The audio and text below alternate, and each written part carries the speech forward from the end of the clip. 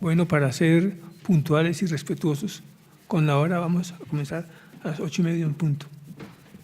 La Academia Nacional de Medicina se complace en tener las instituciones Centro Dermatológico Federico Lleras Acosta, Sanatorio Agua de Dios, y tener la participación de la Sociedad Colombiana de Historia de la Medicina y la Asociación Colombiana de Salud Pública.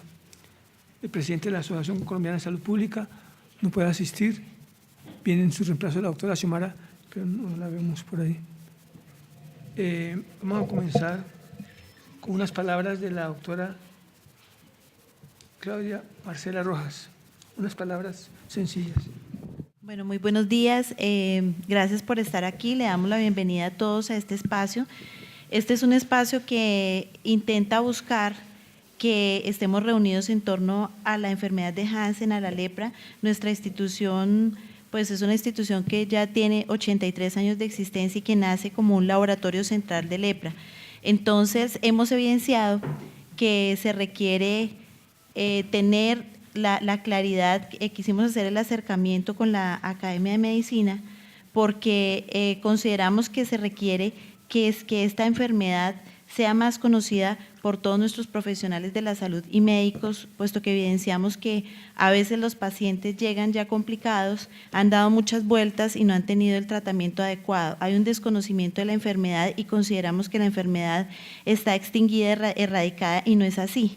En este sentido, pues nos complace estar hoy reunidos en torno a la lepra, que es nuestro deber ser porque nosotros nacimos como un laboratorio central de la lepra y consideramos que es importante que estudiemos esta enfermedad y que los pacientes tengan un diagnóstico oportuno y no lleguen con complicaciones de discapacidad como nos sucede a nosotros, que evidenciamos que los pacientes llegan así, llegan muy mal. Entonces, por eso es tan importante este espacio. Muchas gracias. Bueno, a continuación, la doctora Esperanza Rojas, directora del sanatorio, unas palabras. Buenos días para todos. Agradecer la invitación que nos hacen a este espacio. Un saludo especial al doctor Sotomayor, que nos ha tenido en cuenta. Gracias por querer tanto la institución, por querer tanto al sanatorio. A la doctora Claudia, al doctor Néstor, al doctor Tovar, todos gracias por querer tanto a los pacientes y llevarnos en el corazón y colaborarnos siempre en todo lo que han podido. En este mes de enero, el último domingo, se celebra el Día de la Lucha contra la enfermedad de Hansen.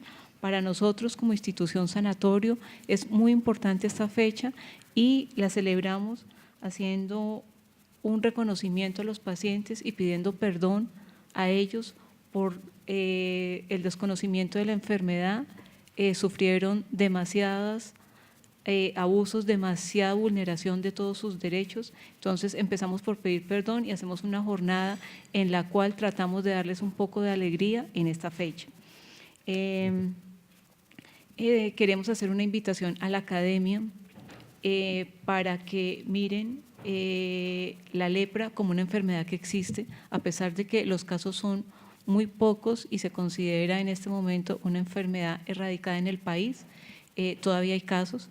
En el año 2017 se reportaron 417 casos con discapacidad grado 1, 94 casos, y con discapacidad grado 2, 49 casos. Es una enfermedad que existe, es una enfermedad que le hacemos la invitación desde el sanatorio a que piensen en lepra cuando valoren sus pacientes, que dentro del examen físico hagamos una búsqueda de la mancha. Pensemos en lepra. Los pacientes que nos llegan a Agua de Dios han pasado por muchos hospitales, les han dado tratamiento para muchísimas enfermedades, pero nunca se pensó en la lepra como una enfermedad que podía existir. La invitación de nosotros como sanatorio es, por favor, piensen en la lepra. Están todos cordialmente invitados para que asistan a los sanatorios, para que vean los pacientes. Allá pueden conocer la enfermedad, ven la discapacidad que deja la enfermedad y todos cordialmente invitados, bienvenidos al Sanatorio de Agua de Dios y pensemos en lepra como enfermedad. Gracias. Voy a comenzar a hacer la lectura del orden del día. Primera conferencia, introducción sobre las etapas históricas de la lepra en Colombia, a cargo mío. Segunda conferencia, Museo de la Lepra, su formación, doctora María Teresa Rincón, directora de Archivo y Museo de Agua de Dios. No ha llegado. Luego una conferencia a cargo del Instituto Federico Lleras Acosta, con varios profesionales, posteriormente un tente en pie, lo que llaman hoy en día coffee break, luego personales en la historia de la lepra en Colombia, a cargo de Faisal Geagea, y consideraciones epidemiológicas y políticas sobre la lepra, doctor Néstor Vera, Ministerio de Salud, Hernando Nieto, presidente de la Asociación Colombiana de la Salud Pública. La doctora Nancy Patricia, ella fue alcaldesa de Agua de Dios, fue primera mujer presidente del Senado, fue la persona que impulsó en el Senado la ley del patrimonio, de las construcciones de Agua de Dios y contratación, y contribuyó enormemente al museo. Es una persona importantísima, doctora. Doctor Sotomayor, buenos días para las compañeras aquí en la mesa y a todo el auditorio. Agradezco su invitación, siempre usted liderando este recuerdo y este tema tan importante para la salud, no solamente en Colombia, sino en el mundo. La lepra, bueno, está muy ligada a mi vida personal, porque les comparto, mis abuelos tuvieron lepra, el papá de mi mamá y el papá de mi papá. Entonces, por eso estamos muy ligados con la historia de la lepra en Colombia. Mil gracias por la invitación. Entonces vamos a comenzar. Estamos vinculados con la lepra. En alguna otra forma tenemos que ver con la lepra. Mi vínculo con la lepra es básicamente mi abuela en Córdoba. Era una persona que recogía dineros para los enfermos de lepra y los enviaba aquí a Agua de Dios para ayudar. Entonces yo me crié vinculado a la lepra por eso. La doctora creo que también tiene una historia muy bonita, la doctora Sandra. Entonces, es como un karma, algo que nos vincula con la lepra. Bueno, lecciones de la lucha contra la lepra. Una conferencia sencilla, no lo voy a agotar, además mi voz no permite eso. Momentos de la historia de la lepra en Colombia. Básicamente yo he establecido 5 periodos, desde cuando ingresa la lepra hasta 1873, desde 1873 hasta 1961, 61 hasta el 86, 86 hasta el 97, 97 hasta el presente.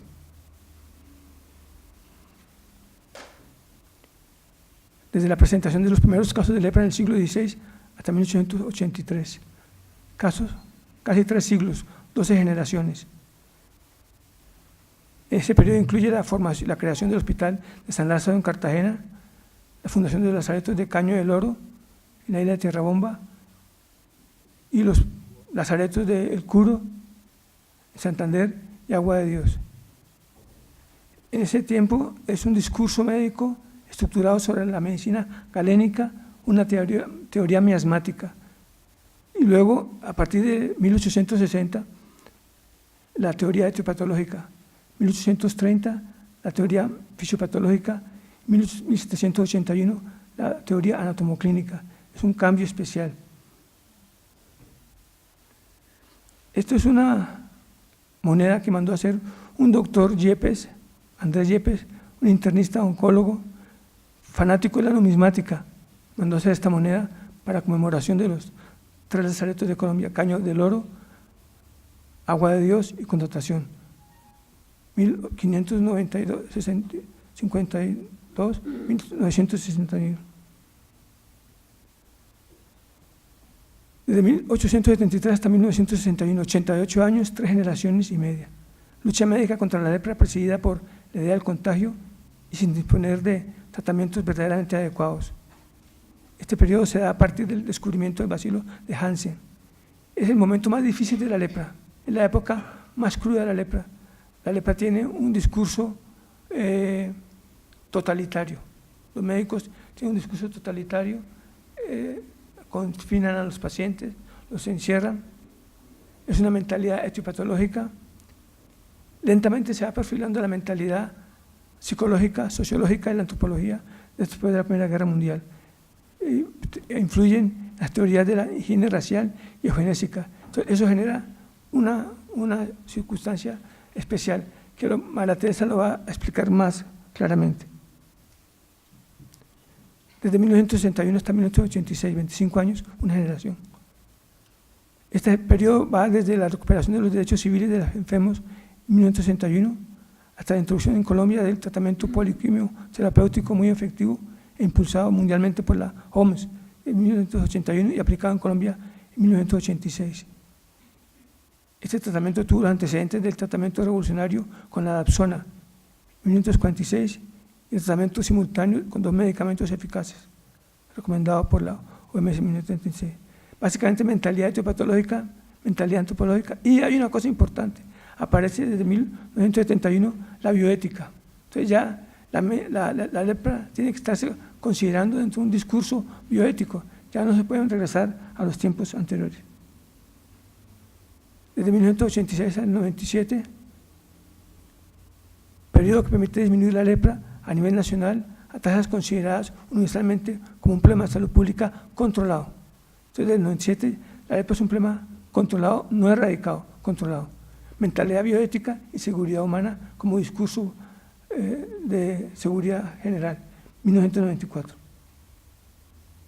Y del 97 hasta el presente, 21 años, se forma el Coso Hansen, es una institución que trabaja con el cuento del estigma, y se forma el museo. Entonces, hay una actitud autocrítica, mentalidad bioética y seguridad ciudadana. Las lecciones, el peso del estigma. El estigma es algo que persiste en toda la historia de la enfermedad. La diferencia entre dolor y sufrimiento, eso es importantísimo.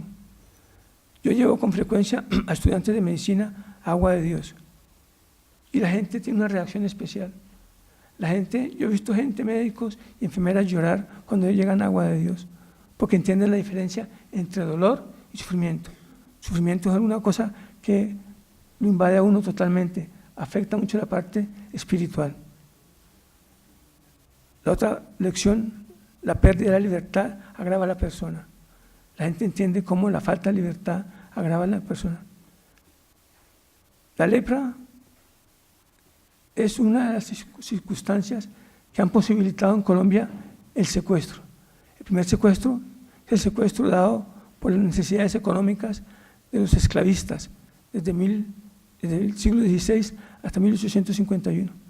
Luego el secuestro impuesto por los médicos con la lepra y luego el secuestro de estos bandidos que a nombre de ideas políticas se apoderan de la gente.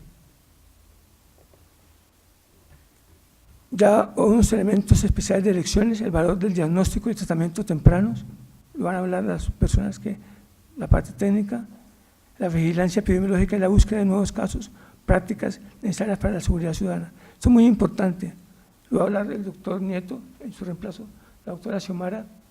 Estamos en una circunstancia especial. Colombia tiene un vecino peligroso desde el punto de vista epidemiológico, Venezuela. Venezuela tiene un problema de difteria, tiene un problema de polio, tiene malaria, no tiene problemas en este momento de lepra, pero tenemos que estar alerta. Tenemos pocos epidemiólogos en la frontera, entonces eso es importante. Finalmente, los museos deben ser espacios de autocrítica. Antropología médica, los significados de las enfermedades. Desde una perspectiva antropológica es claro que es muy diferente la patobiografía ante una enfermedad aguda y una crónica. No es lo mismo una enfermedad, una gripe o una malaria que una lepra, ante una contagiosa y una no contagiosa, ante una invisible y una visible. La enfermedad de la lepra es visible, ante una interna y otra de la piel, ante una sin deformaciones y otra con deformaciones, ante una sin mutilaciones y una mutilante, ante una mortal y otra compañera de la muerte social, durante toda una larga, muy larga vida como es la lepra. Entonces la lepra es una enfermedad visible, lo acompaña uno el resto de la vida, no lo mata, lo excluye. Entonces es una enfermedad que produce mucho sufrimiento. ¿Qué razones en el discurso médico desde finales del siglo XIX y hasta la sexta década del siglo XX permitieron la conculcación de la libertad de algunos enfermos? El triunfalismo del médico, la época que estaban convencidos de que estaban conquistando las enfermedades infecciosas. temor ante las epidemias y el concepto de que el bien público primaba sobre el particular. La mentalidad antropológica no había desarrollado suficientemente su poder, y menos la bioética. Un imposible hoy. A la luz de la antropología médica, de la bioética, de unas definiciones amplias de medicina social y el conocimiento fisiológico, hoy es imposible tolerar a nombre de la economía, de la salud pública y de las utopías políticas los sacrificios de la libertad. Entonces, no se puede tolerar el secuestro o la ausencia de libertad a nombre de ninguna cosa. El museo, cuando lo fundamos en Agua de Dios con la doctora Nancy Patricia, el profesor Michel Faisal Gea y Juan José Muñoz, el director del sanatorio, lo formamos básicamente para mostrar las etapas superiores de la historia de la lepra en Colombia, de forma crítica y constructiva, con el propósito de que este ejercicio intelectual irrigue el pensamiento médico, histórico y antropológico en la conciliación de estas y otras enfermedades, y recupere el valor sanador y terapéutico de la libertad, y señalar el valor nocivo de la exclusión, el secuestro y el estigma para la salud de la enfermedad de las personas. Esa es la misión. Y la visión: convertir el Museo de Agua de Dios en un centro de reflexión sobre el sufrimiento y la exclusión, que puede generar una medicina dominada por el totalitarismo y el cientificismo, centrada en la enfermedad y no en el enfermo. Eso es muy importante. Hace 2 meses hubo aquí, perdón, yo voy a tomar agua.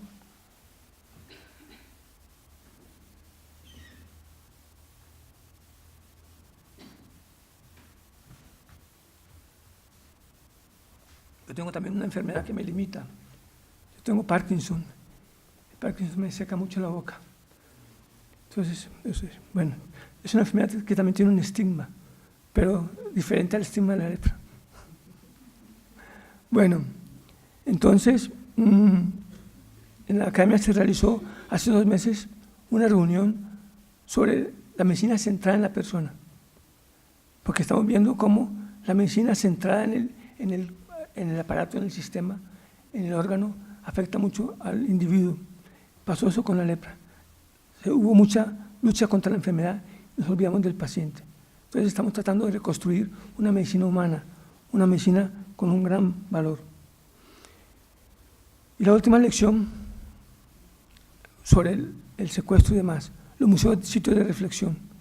En esta línea bioética y autocrítica creo, para finalizar, que todos los colombianos debemos propender hoy en día por construir museos y monumentos que ilustren y recuerden los excesos y los crímenes que los diferentes actores de la violencia política han causado en nuestro país, para que los criminales de guerra de ayer y hoy no sean vistos mañana como héroes. Perdonar sí, olvidar no. Cuando fundamos el Museo de la Lepra, lo que dijo la doctora Sandra, nosotros pedimos perdón a nombre de la academia. Yo soy académico, yo fundé el museo siendo secretario de la academia, entonces la academia participó activamente en esas medidas. Pedimos perdón, entendiendo pues que había un contexto político diferente, pero son cosas que no se pueden volver a repetir.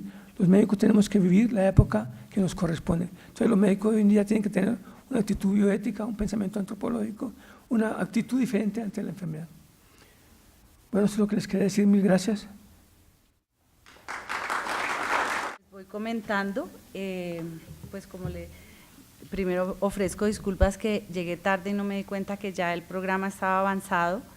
El doctor Sotomayor me pidió que les contara un poco el entorno de la ley que buscaba convertir los inmuebles que fueron parte del tratamiento y del albergue de los enfermos de lepra, tanto en Agua de Dios como en Contratación. Nosotros presentamos en el Congreso de la República en el año 2009 un proyecto de ley básicamente encaminado a que este patrimonio fuera declarado patrimonio histórico y cultural de la nación y pudiera encontrarse algunos recursos, tanto públicos como privados, para la recuperación de varios inmuebles. Yo tengo un video que lamentablemente parece que no vamos a poder proyectar porque lo tengo pues aquí en el celular, pero es lo siguiente: en Agua de Dios, como les dije al comienzo, pues yo he estado toda mi vida, desde que nací, vinculada a Agua de Dios, por la historia de mi familia, mis abuelos paternos y materno que tuvieron lepra. Fui alcaldesa, fui la primera alcaldesa elegida popularmente en Agua de Dios, y a pesar del desarrollo y el progreso del municipio, siempre el tema de la lepra ha sido el eje central de la vida de Agua de Dios. Y por eso, ya como congresista, o casi que terminando mi época de congresista, estuve siempre en el Congreso muy pendiente de la suerte del sanatorio de Agua de Dios, porque es un establecimiento público del nivel nacional que atiende a los enfermos de lepra y que tiene pues su sede tanto en Agua de Dios y el sanatorio de Contratación, pero en cada una de las reformas que se ha hecho al sistema de salud se ha pensado en el desmonte de estas dos entidades, lo que afectaría mucho la atención de un lado de los enfermos que todavía subsisten en Colombia y quienes están albergados tanto en Agua de Dios como en Contratación, y también el eje de estos municipios con quienes personalmente creo que el Estado colombiano tiene una deuda histórica, como lo presentaba el doctor Sotomayor, con políticas equivocadas de la época, argumentadas sobre la salud pública y la necesidad de luchar contra la lepra en Colombia, pero se tomaron decisiones equivocadas que llevaron precisamente al confinamiento de muchas familias, a la destrucción de las familias. En Agua de Dios se encuentra uno historias tristes, dramáticas de cómo era esa desvertebración de las familias, sacar a los enfermos, llevarlos a la fuerza, no poder ver a sus esposas, a sus hijos, a sus padres. No, pongámoslo. Parece que no tenemos sonido. Entonces, la idea del proyecto de ley nuevamente fue no dejar que el tiempo tumbe estos edificios, no dejar que pasen los años y se queden como testigos mudos y muchas personas nos quedemos con la historia en el corazón, y por eso quisimos elevarlo a nivel de ley de la República. Ahorita hay unas fotos contrastantes de unos edificios que están prácticamente en ruinas y que tristemente requieren el llamado oficial para que puedan ser recuperados. Tenemos un equipo de trabajo con 3 jóvenes universitarios que nos están ayudando a hacer los proyectos para presentarlos al Ministerio de Cultura, a la Gobernación de Cundinamarca, para buscar unos recursos en la recuperación de estos inmuebles. En el caso de Agua de Dios, básicamente sería la recuperación, por ejemplo, de la casa llamada de la Desinfección, que es una casa que estaba ubicada a la salida del municipio y donde era necesario pasar por un proceso de desinfección para efectos de poder salir del municipio. El puente de los Suspiros, que es el puente que está ubicado sobre el río Bogotá entre Tocaima y Agua de Dios, y que fue también ya reemplazado por un nuevo puente, pero que es necesario que ese puente de los Suspiros, que recogió la despedida de tantas personas y las lágrimas de tantas otras, no se vaya a caer con el paso de los años. Mire, este es, por ejemplo, lo que se conocía como San Rafael, que está en un estado lamentable. Aquí en el video nosotros contamos lo que es la historia de las comunidades religiosas, tanto de los salesianos, las hermanas de la Presentación y la comunidad de los Sagrados Corazones, que nació en Agua de Dios y que han estado vinculados totalmente a la historia del municipio. Ella es la hermana Rosalba de la comunidad de la Presentación, quien nos cuenta cómo ella ve el futuro para Agua de Dios, y dice que si bien es cierto, Agua de Dios tiene personas muy dinámicas dentro de la vida municipal, pues no es clara cuál es la suerte y cuál es el futuro del municipio en lo social, en lo económico, y sobre todo que se vaya a perder la memoria y el patrimonio de estos establecimientos. Este es el estado ya de algunos de los inmuebles, y esperamos que con el paso del tiempo, ya estructurados los proyectos, encontrar un apoyo en los académicos, en el equipo médico y en el país en general, que parte de la memoria de la historia de la lepra que quedaron reflejadas en Agua de Dios y en Contratación en principio, aunque hay otros lugares en el país, pero que sea una recuperación que conlleve a tener presente que hay equivocaciones en las políticas públicas que no se pueden cometer y que también hay una deuda social con muchas familias que se vieron sometidas a esta situación. Continuar con la gente del Federico Lleras Acosta. La doctora Claudia. Bueno, yo solamente voy a hacer una introducción muy corta antes de cederle el espacio a los especialistas en lepra de nuestra institución. Y además les tenemos un regalo bien interesante, un regalo que les va a gustar mucho de parte de nuestra institución por haber asistido a este espacio. Pero de verdad agradecerle al doctor Sotomayor y a todos ustedes el poder estar reunidos en torno a la lepra. Nosotros también tenemos la marca de la lepra. Para nosotros la lepra es nuestra razón de ser, porque así nacimos y así lo seguimos considerando. Estamos muy sensibilizados con nuestros pacientes porque también en el día a día vemos su recuperación, sus secuelas, y también vemos cómo muchos de ellos llegan complicados por ese manejo inadecuado que se les ha dado, y eso nos preocupa muchísimo. Los pacientes llegan a veces 2 años después con discapacidad. Entonces, por eso nuestra institución siempre ha mantenido el programa de lepra y lo seguirá manteniendo, porque somos un centro de referencia nacional y es nuestro deber ser. Entonces, el Hospital Universitario Centro Dermatológico Federico Lleras Acosta es una empresa social del Estado tipo tercer nivel adscrita al Ministerio de Salud y Protección Social. Una breve reseña histórica de nuestro fundador, Federico Lleras Acosta, que nace el 27 de abril de 1877 y fallece en 1938, médico veterinario, científico y bacteriólogo colombiano, y fue uno de los creadores de la vacuna contra la lepra según la biografía, ¿no? Eso es,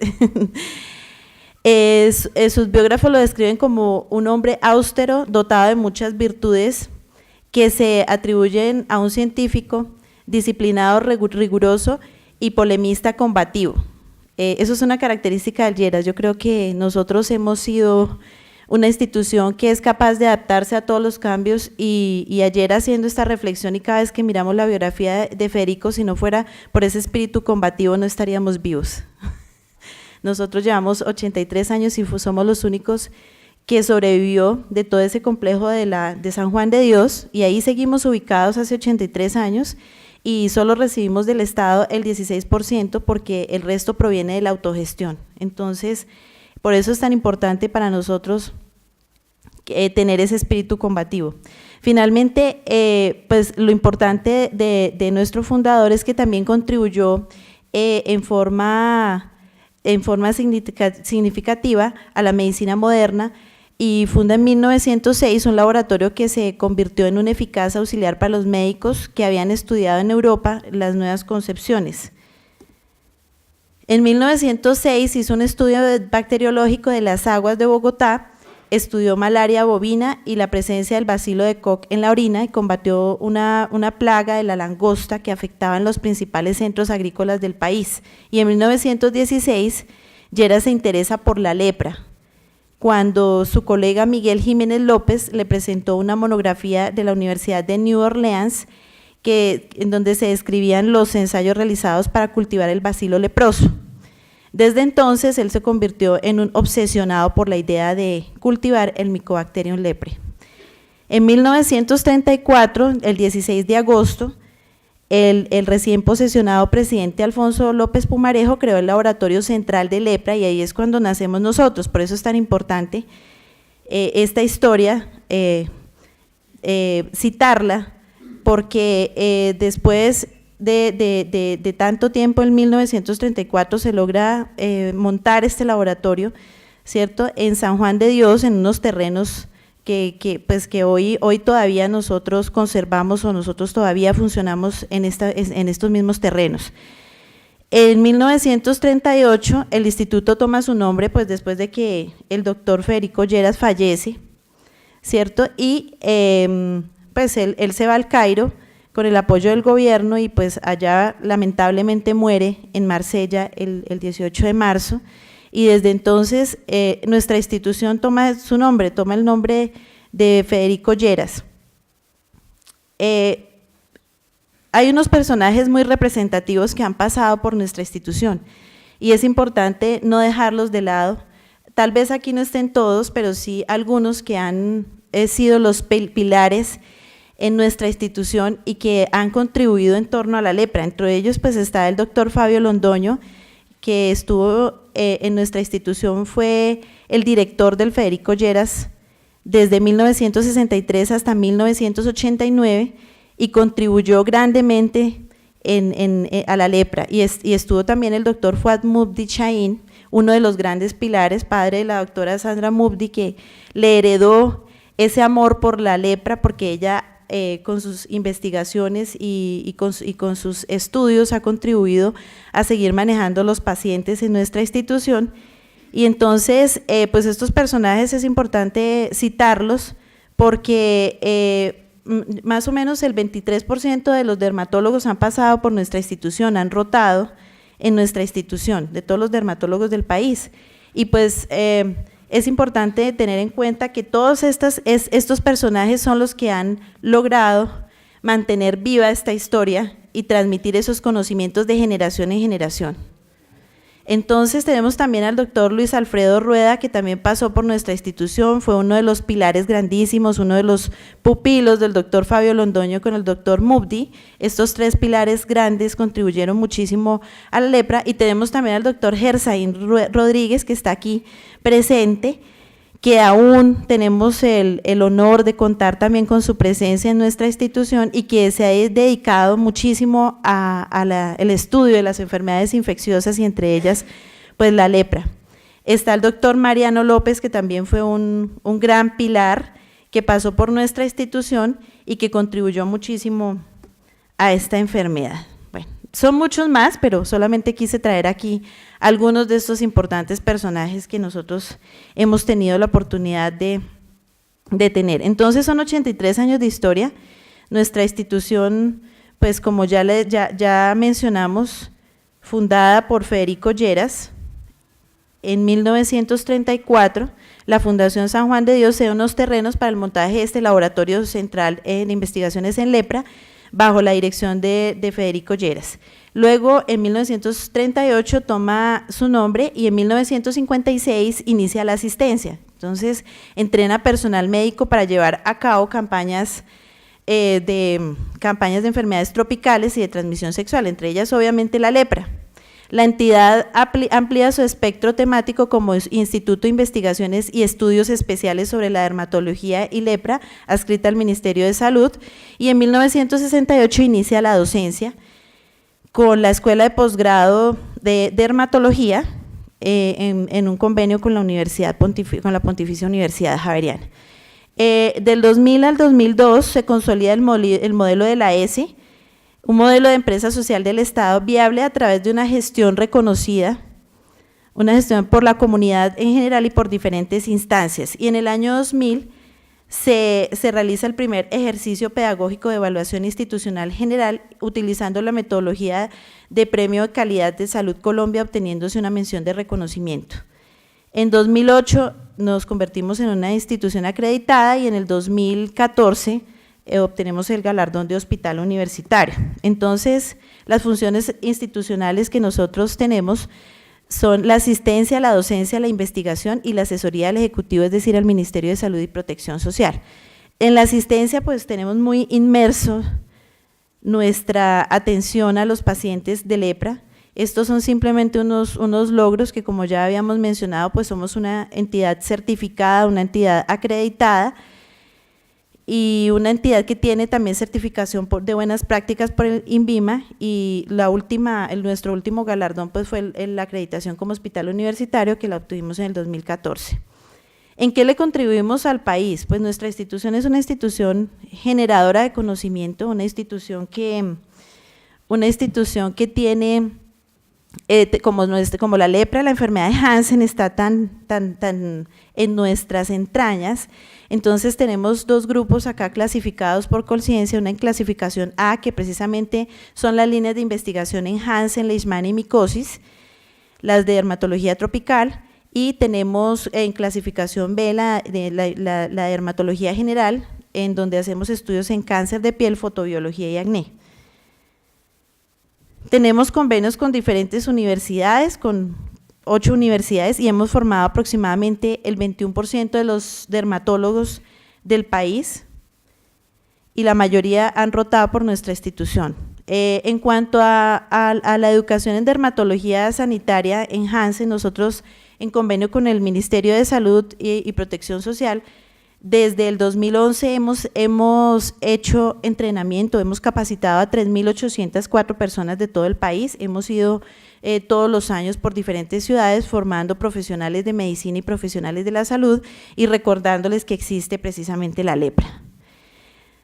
La línea de investigación de Hansen que busca precisamente abordar problemas en la transmisión de la enfermedad, fuentes, carga real de la enfermedad, necesidades nuevas y herramientas para su monitoreo, necesidad de nuevo conocimiento que sustente el estado actual de la enfermedad en Colombia, y por eso nosotros tenemos varias publicaciones que son las que realmente aportan al país. Entre ellas tenemos estudios y proyectos en genotipificación y farmacoresistencia del Mycobacterium, tenemos estudios de recaída en pacientes también, tenemos estudios de recaída en pacientes diagnosticados y seguidos en nuestra institución, en el Federico Lleras, desarrollo y validación de una prueba de campo para la detección de anticuerpos IgM, anti-PGLG1, caracterización clínica y sociodemografía de casos nuevos de lepra en municipios endémicos y no endémicos en Colombia.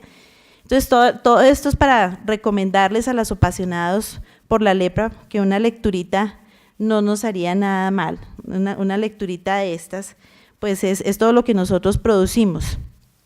Tenemos también el retraso en el diagnóstico de la lepra como factor pronóstico de discapacidad en una cohorte de pacientes en Colombia del 2000 al 2010, es decir, también nos preocupamos por esa parte física, por esa parte social del paciente, por ese estigma que produce la enfermedad, y incluso está también la situación de la lepra en Colombia, análisis crítico. Y bueno, aquí tenemos muchos otros de los estudios que hemos realizado, pero dentro de lo asistencial están nuestros programas de Hansen y Leishmania, y en nuestro programa de Hansen hemos atendido desde el 2008 a la fecha aproximadamente 1.200 pacientes. Lo que hacemos es brindar una atención integral para el tratamiento de los pacientes con enfermedad de Hansen. Nosotros tenemos la parte de fisioterapia, se le ofrece al paciente pues el tratamiento integral, y también tenemos una junta de decisiones especial en Hansen, en donde los especialistas ven los casos más complicados, y si se presentan muchos, ahorita tendrán la oportunidad de hacerles la presentación de los casos. Es decir, nosotros también tenemos la lepra en las venas del Lleras, y amamos todos estos pacientes y tratamos de darles la mejor atención, porque sabemos que es una enfermedad que tiene un estigma demasiado fuerte, pero sobre todo porque llevamos 83 años cuidando a estos pacientes con lepra. Aquí simplemente para nombrarles que dentro de los aportes importantes al país están nuestras obras literarias.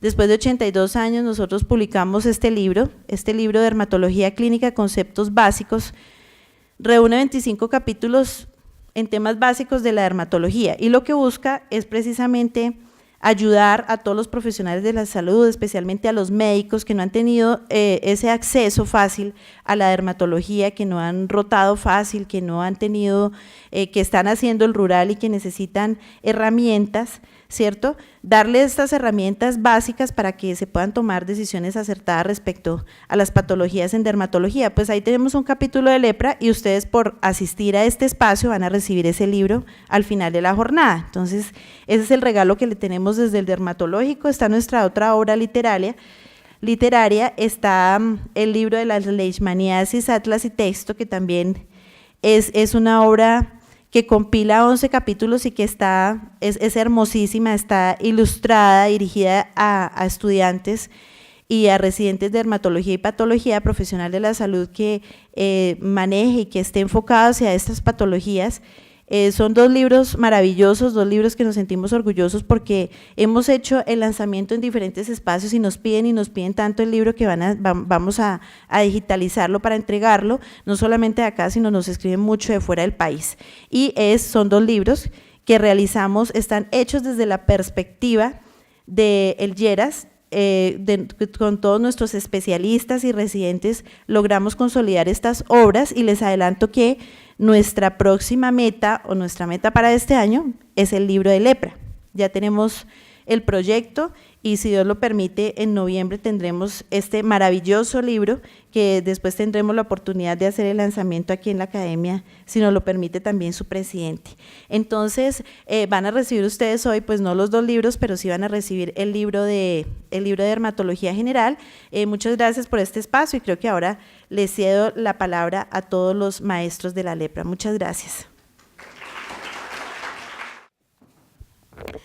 Bueno, muchas gracias y muy contenta de estar aquí compartiendo con ustedes este espacio. Como decía la doctora Nanza Patricia, yo también tengo mi historia con la lepra y es que el papá de mi mamá, se llamaba Jorge Arenas, era médico general leprólogo en esa época y fue director del Sanatorio de Agua de Dios en su época y trabajó mucho tiempo allá. Y mi papá se fue a hacer el rural, que es Fuad Mubdi, que lo presentó aquí también la doctora Claudia Marcela. Se fue a hacer el rural allá porque en esa época era más corto el tiempo y resulta que se amañó tanto que estuvo 3 años. Entonces la hija del doctor Arenas, que era el director, es mi mamá, se iba allá a veranear a la casa médica y allá se conocieron los 2. O sea que yo soy producto de la lepra, como digo yo. Bueno, entonces vamos a mostrar algo de las manifestaciones clínicas de esta enfermedad que tiene un espectro muy grande y que es una enfermedad muy compleja. La lepra es una enfermedad infecciosa crónica producida por el Mycobacterium lepra. Sin embargo, hoy lo decimos muy fácil, pero mucho tiempo no se sabía cuál era el origen de la enfermedad, lo que llevó a toda esta tragedia alrededor de ella.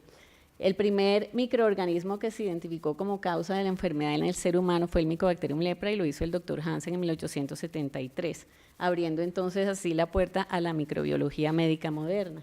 A pesar de eso, es un bacilo que no se ha logrado cultivar y que para estudiarlo es muy complicado porque hay que inocularlo, ya sea en almohadilla plantar de ratón o en el armadillo de 9 bandas, lo que ha dificultado mucho entonces estudiarlo en profundidad como hemos podido estudiar otras enfermedades.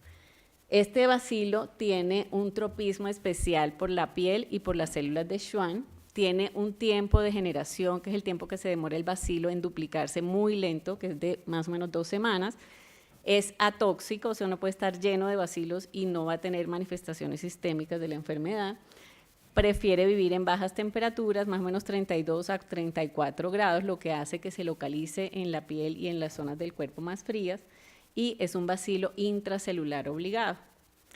Se logró secuenciar su genoma completo en el 2001 y luego más adelante se identificó una bacteria que se parecía mucho al Mycobacterium lepra, que le denominaron Mycobacterium lepromatosis. Se pensaba primero que fuera una cepa de Mycobacterium lepra o una especie nueva. La diferenciación entre los genomas de las 2 bacterias ha permitido concluir que se trata de una especie nueva. ¿Qué tan importante es desde el punto de vista clínico? Todavía parece que no mucho, no la conocemos mucho, hay pocos casos reportados. Y lo que se ha visto es que las manifestaciones clínicas, la evolución, la respuesta terapéutica, la probabilidad de reacciones es similar entre las 2 bacterias, o sea que hasta ahora todavía nos falta mucho por conocer de ella. Existe la lepra y la mayoría de la gente piensa que no, y esa es una tragedia para todos porque nadie la piensa, pero sí se siguen presentando casos. Obviamente desde que tenemos tratamiento disponible ha disminuido muchísimo la prevalencia de la enfermedad, cerca de un 90% en el mundo, pero sigue habiendo casos y países endémicos en todo el mundo, principalmente en el sureste asiático. La India es de las que más aporta casos y Brasil en América es donde más frecuente es la enfermedad. La tasa de casos nuevos ha disminuido, pero no tan significativamente como quisiéramos, se mantiene más o menos estable. Y en Colombia sigue habiendo casos, a pesar de que encontramos de cada vez menos casos nuevos notificados, nos preocupa mucho que esos casos nuevos nos están llegando cada vez con más discapacidad. ¿Qué quiere decir esto? Que deberíamos estar contentos, no sé, ojalá, pero realmente nos está hablando probablemente de que no estamos haciendo un diagnóstico oportuno y que eso permite que los pacientes lleguen a esos grados tan severos de manifestaciones cutáneas, como las vamos a ver, de manifestaciones en otros órganos y de discapacidad importante que va a alterar muchísimo la calidad de vida de esos pacientes. ¿Cómo se transmite? Entonces, lo que se acepta hoy en día, porque hay muchas cosas que todavía no sabemos, es que la infección se adquiere a partir de un individuo que está enfermo, que tiene una de las formas multivacilares de la enfermedad, antes de que inicie el tratamiento. Una vez el paciente inicia el tratamiento, deja de ser contagioso. Requiere un contacto prolongado y la vía aceptada de transmisión es por gotitas nasales. Se han reportado casos anecdóticos de que se adquiere la enfermedad a partir de trauma por la piel o a partir de animales como el armadillo de 9 bandas. El periodo de incubación es lento, se habla de más o menos 2 a 4 años, en promedio hablan de 10 años, pero puede llegar a ser hasta de 20 años después de que el paciente estuvo en contacto con el bacilo que se presenta la enfermedad. Entonces, ¿qué sucede? La mayoría de nosotros probablemente hemos estado expuestos al bacilo. Hemos estado expuestos, pero el 95% de nosotros tenemos una resistencia natural a la enfermedad, o sea, no nos vamos a enfermar a pesar de estar en contacto con ella. Hay una mínima proporción que va a desarrollar la forma de inicio de la enfermedad que conocemos como lepra indeterminada. De los que tienen lepra indeterminada, la mayoría van a ser una involución espontánea y solo una minoría entran a formar parte del espectro de la enfermedad que describió Ridley Joplin en 1966 y que comprende esas 5 formas clínicas que vemos en la parte inferior, que tenemos acá entonces 2 polos, que son el polo tuberculoide, el polo lepromatoso, que son formas estables de la enfermedad. El paciente que se diagnostica como uno de ellos se mantiene generalmente en esa forma clínica, y otras formas que llamamos dimorfas o borderline, que son formas inestables, que son dinámicas desde el punto de vista clínico e inmunológico. Entonces, estas serían las formas paucibacilares. Si nosotros buscamos bacilos en los tejidos, generalmente no los encontramos, y estas van a ser formas multivacilares de la enfermedad. La patogenia, obviamente aquí no podemos profundizar por cuestiones de tiempo, además es bastante compleja, pero tenemos claro que hay 2 tipos de respuestas que son polares también de los pacientes frente al bacilo. Entonces tenemos prácticamente es un solo bacilo, pero la respuesta inmunológica específica contra ese bacilo que tenga cada individuo es la que va a condicionar la forma clínica que presenta. La célula más importante en lepra es el macrófago, es un bacilo intracelular obligado y donde más se amaña es en el macrófago. Entonces él necesita entrar ahí y la interacción con ese macrófago va a definir mucho de la respuesta inmune del individuo. Entonces vemos que en el polo tuberculoide tenemos una fagocitosis de esos bacilos por parte del macrófago, pero esos bacilos son capaces de disparar en el macrófago la producción de citoquinas que son proinflamatorias, y vamos a tener que dentro del macrófago se van a disparar procesos que son bactericidas. Entonces vamos a ser capaces de destruir los bacilos. En ese caso vamos a tener fagocitosis que se mantiene y vamos a liberar citoquinas que van a producir un estímulo para que los linfocitos T CD4 van a tener una diferenciación hacia TH1 que liberan citoquinas proinflamatorias que en últimas van a llevar a la formación de granulomas, a la formación de macrófagos activados que se convierten en células epitelioides. Vamos a tener un predominio de linfocitos CD4 que son efectores y que van a ser capaces de destruir el bacilo. Entonces, en la forma tuberculoide de la enfermedad vamos a tener una respuesta inmune celular que es muy activa, que es tal vez exagerada frente al bacilo, y vamos a tener prácticamente ningún bacilo. Y no vamos a tener una respuesta humoral. En el otro polo vamos a ver la lepra lepromatosa, y lo que sucede ahí es que el macrófago va a fagocitar los bacilos, pero va a estar completamente bloqueadas todas las vías que le permiten al macrófago destruir ese bacilo. Entonces, lo único que va a pasar es que va a fagocitar, pero va a duplicarse en el interior del macrófago y va a permitir bloquear todas estas capacidades y simplemente se desarrolla y se duplica y se multiplica dentro de él sin que lo pueda destruir. Entonces las citoquinas que se van a producir son antiinflamatorias y van a llevar a que se tenga una diferenciación hacia linfocitos TH2 que producen citoquinas antiinflamatorias, van a estimular la respuesta humoral de anticuerpos, pero la respuesta celular va a ser inefectiva, no se va a activar. Entonces vamos a tener una gran cantidad de bacilos en este caso, vamos a tener predominio de linfocitos T CD8, vamos a tener también linfocitos T reguladores que tienen un efecto inmunosupresor y eso nos va a permitir entonces una gran cantidad de bacilos y una respuesta celular que no existe. Entonces, en el espectro de la enfermedad decíamos que hay dos polos, en el polo tuberculoide vemos que la respuesta celular es exagerada y la carga bacilar mínima o nula. En el polo lepromatoso vemos una carga bacterial alta con una respuesta celular mínima y en los polos, en el centro, que son estas formas dimorfas, vamos a tener una mezcla de estos. Podemos tener bacilos o no tener, podemos tener respuesta celular o no tener. Entrando ya a la clínica, entonces vamos a ver las formas tuberculoides, son una minoría en Colombia, lo que más vemos son formas multibacilares. Y lo que vamos a ver clínicamente es unas placas que son se ve muy borroso, no sé por qué, aquí se ve bien.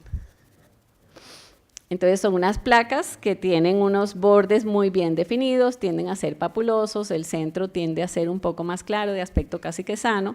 Característicamente, si uno ve a ese paciente, seguramente va a decir, tiene un hongo, pero si uno lo toca, la piel está absolutamente dormida, entonces hay anestesia, se pierde el pelo, la piel se ve seca.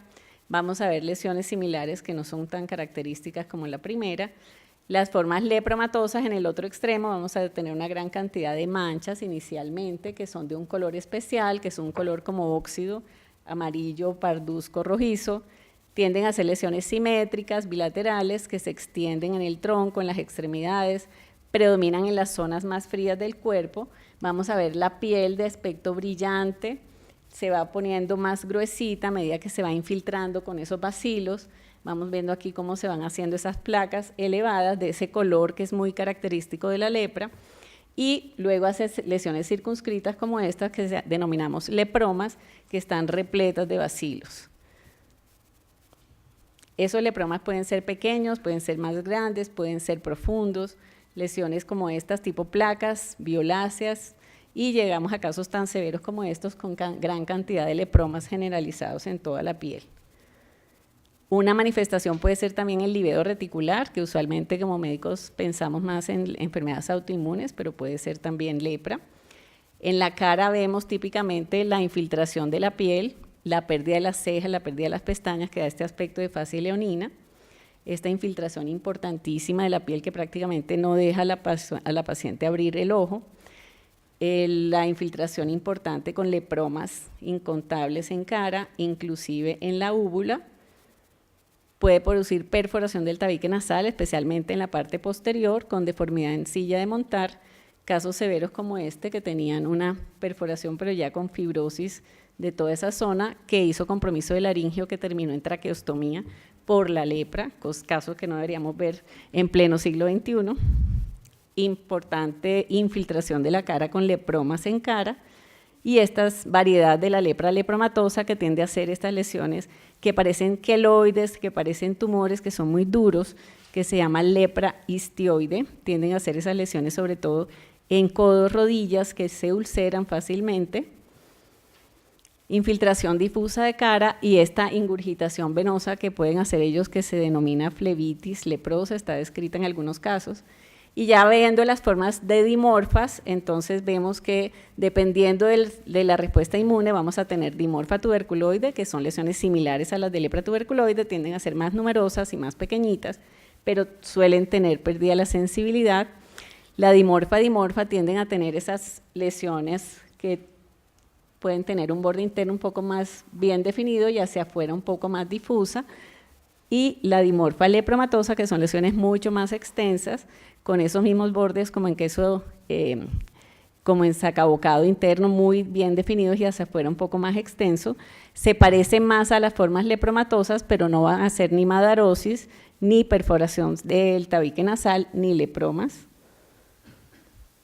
Y esta, que es una lepra lepromatosa subpolar, es una lepra que proviene de una forma dimorfa, entonces vamos a ver lesiones tanto dimorfa con ese aspecto de queso gruyère, como lesiones que se van infiltrando y que pueden terminar haciendo incluso lepromas. En este caso fue por un diagnóstico inadecuado con inmunosupresión como parte del tratamiento que lo llevó a una forma de lepra subpolar. Se pueden afectar los ojos y es otra causa de incapacidad, de discapacidad en ellos. En este estudio encontramos que lo más importante, lo más frecuente era alteración en la sensibilidad de la córnea, pérdida de las cejas que están disminuidas ausentes, lo que evita entonces que se proteja el ojo en la forma adecuada y puede llevar entonces a complicaciones importantes. La neuropatía es la principal causa de discapacidad en lepra, puede aparecer antes, durante o después del tratamiento, puede manifestarse como una mononeuritis múltiple o una polineuropatía, dependiendo de la forma clínica de la enfermedad que tenga el paciente. Hay una forma muy difícil de diagnosticar que es la lepra neural pura, que es solo compromiso neurológico sin compromiso de piel. Y hay otro que es la neuropatía silente, que puede producir una alteración sensitivo-motora que puede producir en forma crónica, lenta, sin producir ninguna sintomatología. Los nervios que más se afectan son en la mano el cubital y el mediano, puede afectar también el radial, el ciático poplito externo en los pies y ya más adelante nos mostrarán estas complicaciones. Lo que vemos en la práctica, inicialmente afectan las partes sensitivas de los nervios, entonces vamos a tener pérdida de la sensibilidad, que puede llevar a quemaduras que el paciente no se da cuenta por qué. Aquí vemos entonces ampollas, aquí vemos erosiones en el dorso de los dedos. En casos más avanzados ya vemos el compromiso de la parte motora con retracciones en flexión, con compromiso entonces como mano en garra, mano de predicador, que vamos a ver también más tarde. Este es un caso interesante de una paciente que tuvo una lesión única en la mano de lepra tuberculoide, pero hizo muy temprano el compromiso del nervio cubital con retracción entonces ya de los dedos y más adelante se presentó con lesiones inflamatorias en el codo recurrentes que ella decía que supuraban.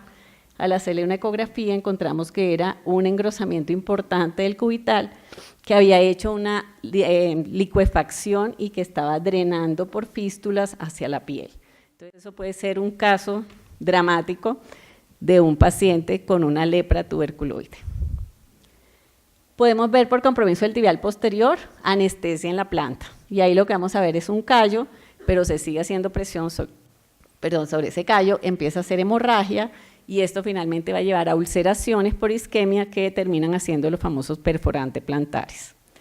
En un estudio que hicimos en el Federico Lleras, encontramos que cerca del 32% de los pacientes que nos consultan por primera vez tienen algún grado de discapacidad. Eso coincide más o menos con las estadísticas nacionales, tenemos una proporción alta de discapacidad todavía. ¿Qué es importante? Que nos estamos demorando mucho en hacer el diagnóstico. En ese estudio encontramos que la mediana del tiempo hasta el diagnóstico era cerca de 3 años. Deberíamos hacer el diagnóstico ojalá en el primer semestre de la sintomatología. Esos pacientes no es que no hayan consultado nunca, llevan 2 años, 5 años, 15 años y hasta 50 años consultando a médicos que no sabían que tenía lepra. Y la mayoría que nos llegan no son remitidos, no nos vienen con diagnóstico, llegan espontáneamente a buscar un diagnóstico. En este estudio lo que encontramos fue que el tiempo hasta el diagnóstico fue el factor determinante de la discapacidad.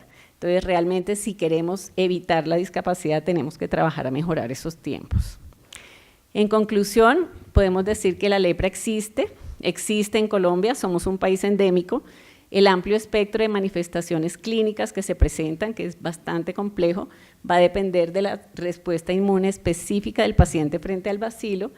El diagnóstico en nuestro país sigue siendo tardío y las discapacidades son frecuentes, por lo que la motivación es a que pensemos en la enfermedad, a que hagamos un diagnóstico oportuno y a que nos interesen mucho estos casos para que mejoremos la calidad de vida de estos individuos. Muchas gracias.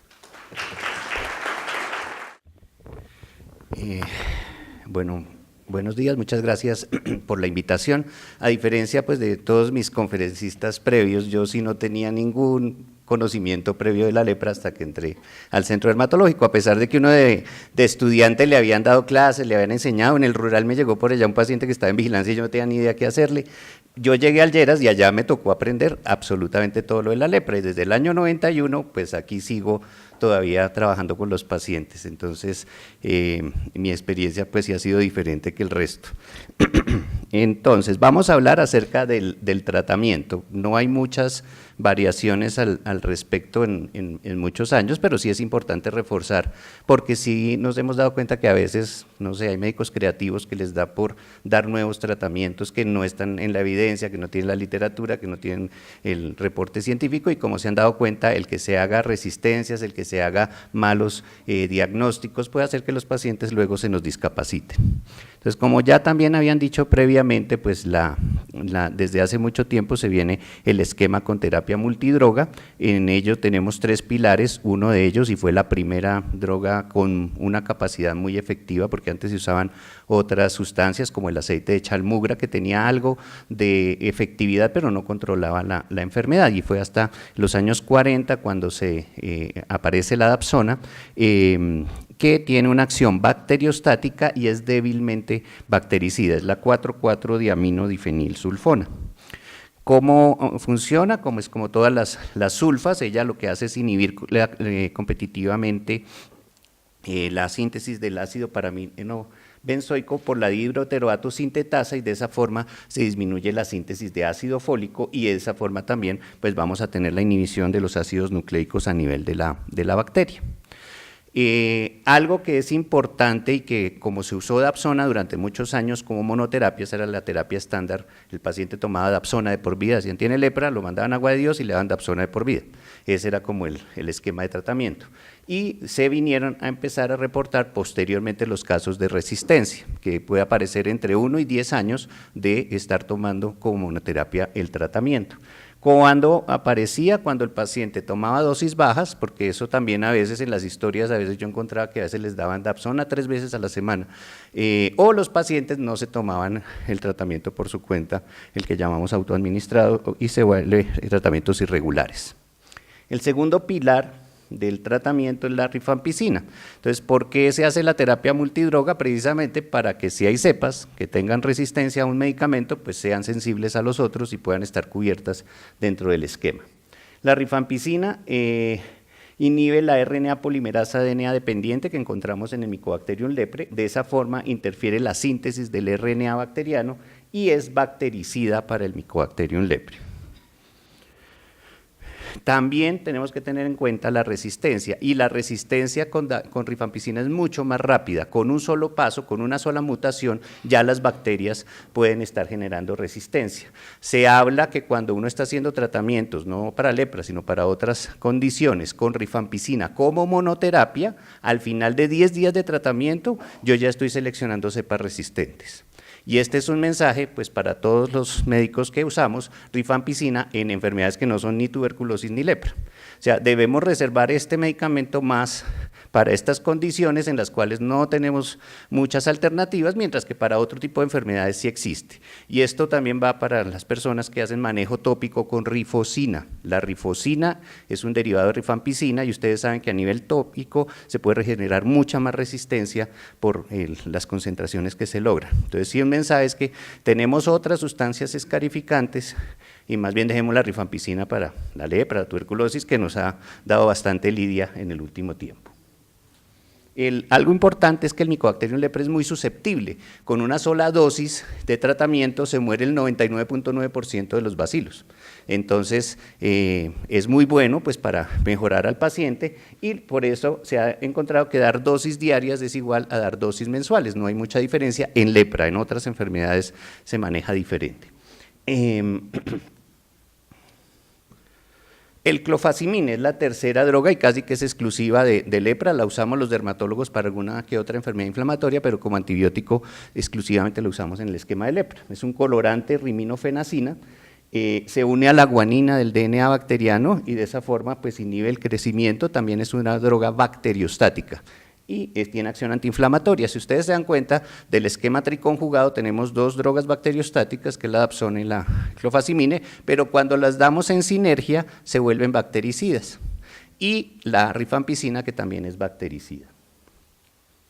Esto de la acción antiinflamatoria también es importante, porque desde que se introdujo el clofazimina en los esquemas de tratamiento, se ha disminuido la frecuencia y la severidad de las reacciones en lepra. Entonces, eso también ayuda a mejorar la parte inflamatoria.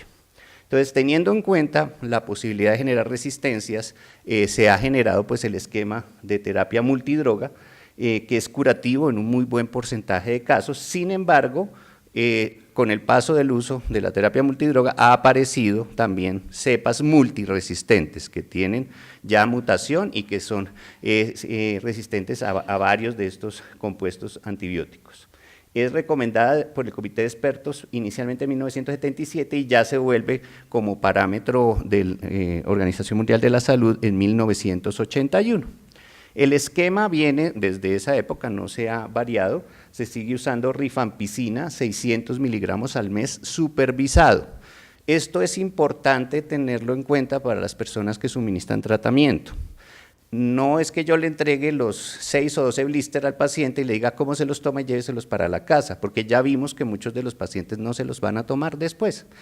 Allá en los talleres de lepra hemos tenido pacientes que dicen que como eso era regalado, esa droga debía ser mala y que se la tiraban a los cerdos y cosas de esas. Entonces, nuestra idiosincrasia es bastante peculiar, la gente le cree al señor del Transmilenio que está diciendo que se tome la hierba no sé qué, no le cree a veces al médico, entonces uno que tiene que garantizar que por lo menos una vez al mes el paciente recibe una dosis bactericida. Entonces es un tratamiento supervisado por una persona de salud. Clofazimine se da 300 miligramos al mes supervisada y Dapsona y clofazimine se da autoadministrado para que ya en la casa el paciente tome 100 miligramos al día de Dapsona y 50 miligramos al día de clofazimine. Las dosis en pacientes multivacilares deben ser mínimo 12 dosis en un periodo no mayor a 18 meses de tratamiento. En la terapia pausivacilar solamente estamos usando 2 medicamentos, que es la rifampicina en la misma dosis supervisada de 600 miligramos al mes y la Dapsona autoadministrado. Aquí es más corto el tratamiento en un periodo de 6 dosis en 9 meses de tratamiento. Y esto, pues para los que no conocen, estas son las formas de cómo vienen dispensados los medicamentos de lepra, vienen en blisters para poder ser suministrados durante 28 días, viene el tiempo de tratamiento.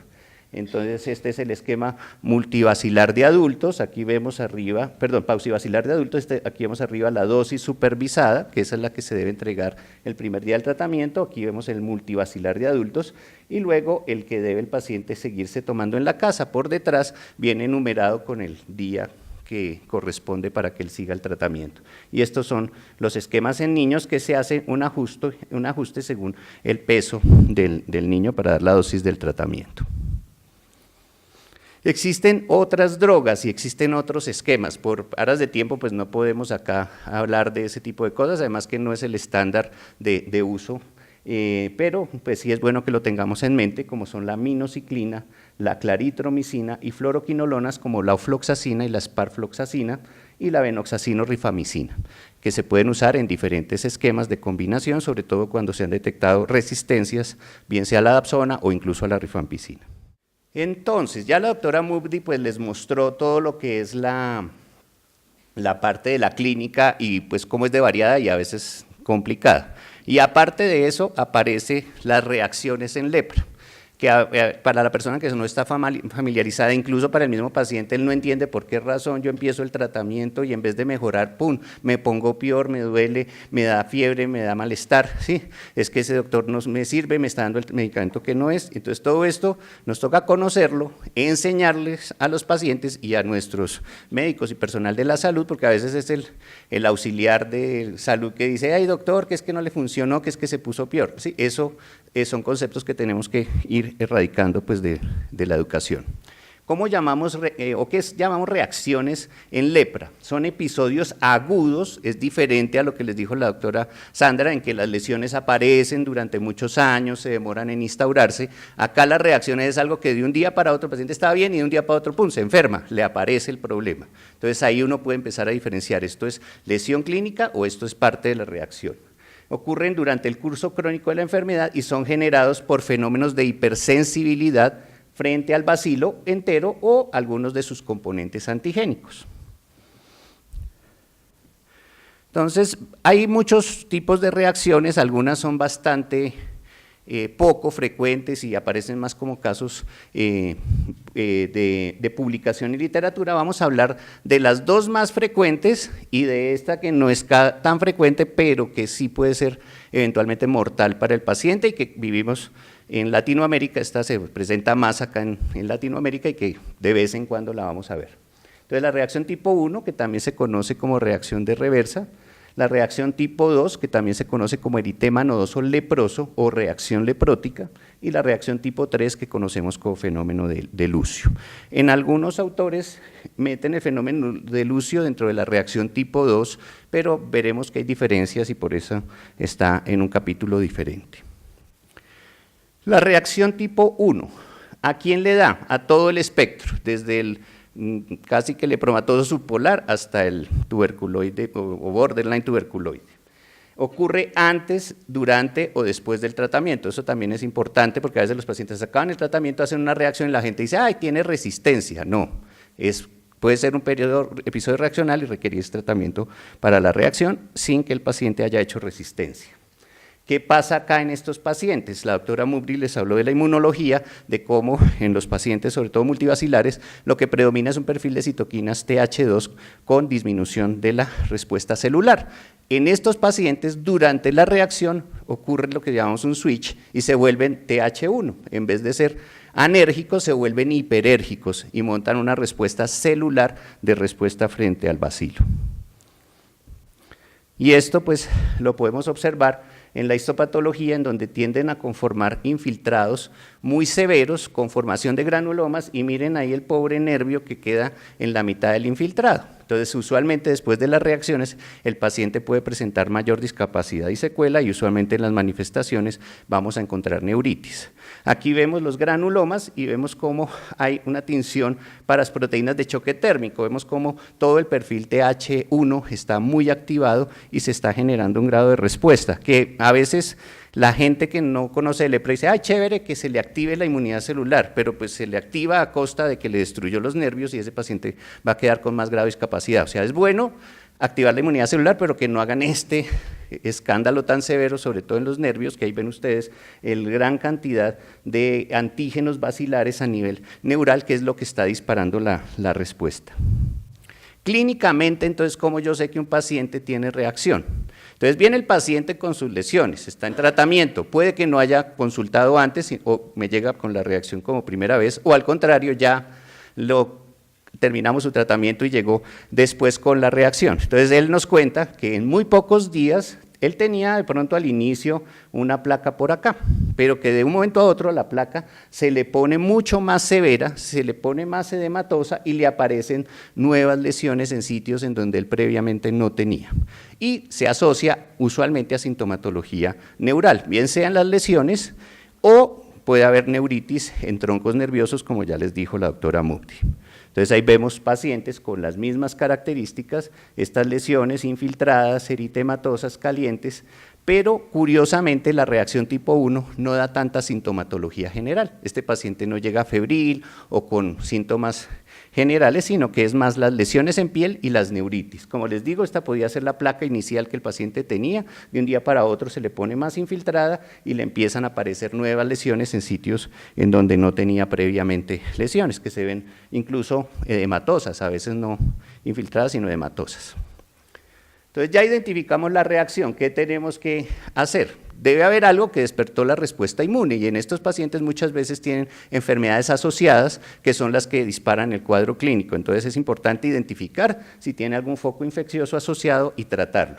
Continuar el tratamiento específico, como les decía, no debe uno pensar que se le va a acabar que debe terminar el tratamiento porque está haciendo resistencia. En las reacciones leves y sin neuritis se da reposo y antiinflamatorios no esteroideos, y en las severas con neuritis debemos dar prednisolona en dosis que van de 0.5 miligramos por kilo por día, y la dosis se va disminuyendo según la respuesta clínica. El consejo es que no la disminuyamos tan rápido porque normalmente con el corticoide el paciente mejora mucho, pero si uno suspende el corticoide, luego vuelve a hacer reactivación y con la posibilidad de hacer más discapacidad. En la reacción tipo 2, que es el eritema nodoso leproso, vamos a encontrar hipersensibilidad humoral, ocurre más en los multivacilares o casi que exclusivamente, no lo vamos a encontrar en los PAUSI, y ocurre antes, durante o después del tratamiento. Entonces ahí vemos en estos pacientes también ocurre infiltrados inflamatorios, pero en los sitios en donde hay bacilos, o sea, en la piel, en el nervio, podemos encontrar en la cámara anterior del ojo, podemos encontrar en el testículo y por eso las manifestaciones son allí. Ahí ven ustedes en la ZN, pues donde haya bacilos es donde vamos a encontrar las manifestaciones clínicas. Estos pacientes sí van a tener fiebre, malestar general, se van a sentir mal, y aparte de eso, pues pueden presentar clínicamente eritema nodoso o lesiones a tipo eritema polimorfo, iridociclitis, artralgias, neuritis, orquiepididimitis y adenomegalias. Entonces, lo que vamos a encontrar son nódulos calientes, eritematosos, que muchos eritemas nodosos normales, no asociados a lepra, lo pueden presentar, pero pues eso es una premisa que siempre decimos. Eritema nodoso que pase de las piernas hacia arriba es lepra hasta que no se demuestre lo contrario aquí en Colombia. Si uno ejerce en Europa, pues dice sarcoidosis, pero acá en Colombia es más frecuente la lepra y es rara la sarcoidosis. Entonces, siempre que vean eritema nodoso en sitios no usuales, por ejemplo los brazos, ¿sí? Debemos descartar lepra. Ahí ven ustedes las lesiones que pueden afectar incluso la cara, que estas que pueden dar a tipo eritema polimorfo. Entonces, una enfermedad que tenga eritema nodoso y polimorfo, ojo, piensen siempre primero en lepra. Hay otras que lo pueden dar, pero son mucho menos frecuentes. Y nos puede dar iridociclitis y neuritis. ¿Cuándo puede haber un cubital? Mírenlo ahí, está inflamado por la reacción. Y orquiepididimitis.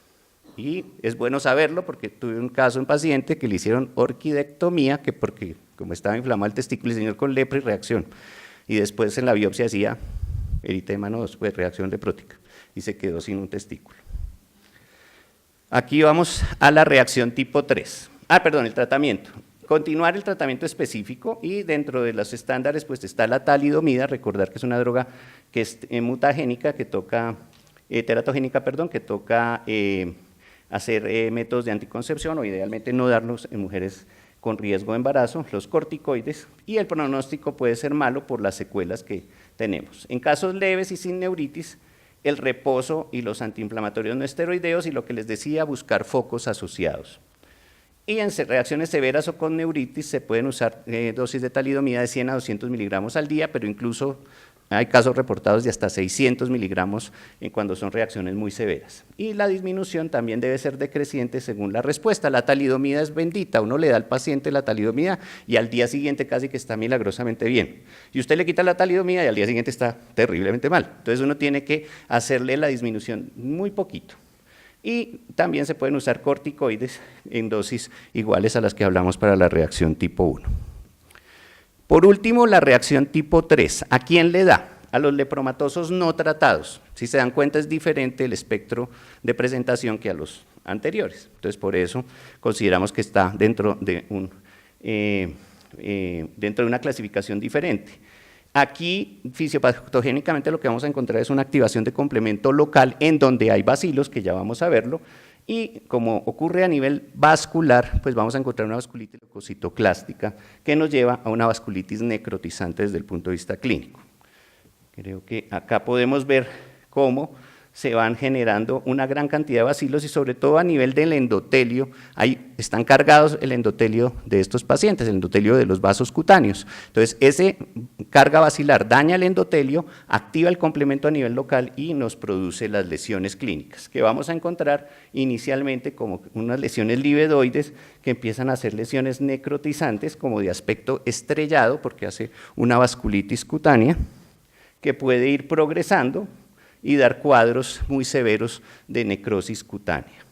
¿Qué tiene de tip diagnóstico? Porque vasculitis, los que estén a nivel de urgencias, les va a llegar muchas, pero la mayoría de las otras vasculitis el paciente les llega, como dicen, fregado, o sea, está con alteraciones sistémicas, el riñón fallando, bueno, muchos otros órganos. Aquí no, este paciente está perfecto a nivel sistémico y tiene solo una vasculitis cutánea muy severa. Entonces ustedes ven ahí cuadros muy severos, afortunadamente vemos por ahí uno cada 4 o 5 años, no es el más frecuente, y se pueden ulcerar, necrotizar, impetiginizar, y ahí entra el problema de que estos pacientes sí pueden hacer sepsis y llegar a morir por la sobreinfección asociada. Aquí hay una diferencia, pues que el doctor Londoño, que ya les contaron que tenía 30 años de experiencia y fue el que nos enseñó su nuevo esquema o propuesta de terapéutica, que es la que hemos usado en el hospital y nos ha funcionado en todos los pacientes que hemos tratado. Porque la mayoría de autores lo colocan dentro de la reacción tipo 2 y dejan talidomida como tratamiento, pero adicionalmente le inician el tratamiento. O los pacientes mejoran. El doctor Londoño, por todas las propuestas que vimos previamente, él pensaba que aquí lo que está es ocurriendo una sobrecarga basilar y él manifestaba el manejo con rifampicina diaria, 600 miligramos al día, sin usar inmunosupresores, ni corticoides, ni talidomida, hasta que el paciente mejora la reacción. También la respuesta es muy rápida y muy dramática, así como son los cuadros clínicos, con el tratamiento mejoran. Y sobre todo, tenemos que prevenir sobreinfección y sepsis. Muchas gracias. Bueno, buenos días a todos. A diferencia de todo mi grupo, yo soy fisioterapeuta y durante mi formación profesional nunca vi la lepra. Yo vine a aprenderla, fue cuando ingresé al centro dermatológico, llegué a hacer un reemplazo a la fisioterapeuta en ese entonces y me hicieron un examen, el cual pasé y estoy ahora enamorada de esta enfermedad, en el tratamiento de la enfermedad, y llevo ya 13 años en el centro, pues intentando mejorar todo lo que se puede a nivel de discapacidad. Bueno, aquí pues ya de lo que hemos hablado, se han hablado ya toda la parte de lo que es la enfermedad, todo cómo se transmite y todas las cosas que produce a nivel médico, pero en parte de la parte de rehabilitación es donde empezamos a ver qué es, cómo llega el paciente a nivel de discapacidad. Lo que podemos ver es que si nos vamos a detener en la parte de cara, que es uno de los factores, recuerden que el bacilo le gusta el frío, entonces las partes en que se va a ver comprometido es cara, manos y pies. Entonces si vemos en cara, a nivel sensitivo va a ser el trigémino, que vamos a perder es como la sensibilidad de la córnea. A nivel del facial vamos a ver todo lo que va a ser los lagoftalmos y las parálisis faciales. En miembros superiores, como había hablado la doctora Mugdi, pues el primero que se va a afectar es el nervio cubital. ¿Por qué el nervio cubital? Porque es el más externo. Pero el daño que se va a presentar por el bacilo va a ser a nivel de codo. Como lo vimos ahorita en una foto del doctor Gamboa que mostraban una neuritis en esa zona, vamos a ver este tipo de manos, lo cual es supremamente, para la rehabilitación es complicado. Ya les voy a comentar por qué. El nervio mediano me va a producir una mano en garra. Y por último, que en cierto punto es el daño que menos se observa, es el del radial, porque el radial es el que, si hablamos de discapacidad, sería la más grave, porque nos da una mano caída. La rehabilitación de una mano caída es casi nula. Entonces, en ese caso, pues obviamente lo que vamos a ver en los pacientes de lepra va a ser unas manos medianas, unas manos cubitales o cubitomedianas. En miembros inferiores, el que más se va a ver afectado o que vemos más durante las consultas es el nervio tibial posterior, que es el que nos va a hacer más un daño a nivel sensitivo. El problema de este daño sensitivo es que posteriormente el pie no solo se va a ver afectado a nivel de que no va a sentir en la planta del pie, sino que con el tiempo va a haber una serie de daños a nivel de musculatura intrínseca del pie y nos va a producir los famosos pies en garra, porque hay una caída del arco transverso del pie, que eso nos va a llevar a la formación de esos callos, que es donde hace mayor presión los pacientes, que posteriormente nos va a llevar hasta los perforantes plantares. En segunda medida, el nervio del ciático-popliteo externo es el que se ve afectado, no es el más, no es tan común como el tibial posterior, pero sí se ven los casos que nos produce un pie caído.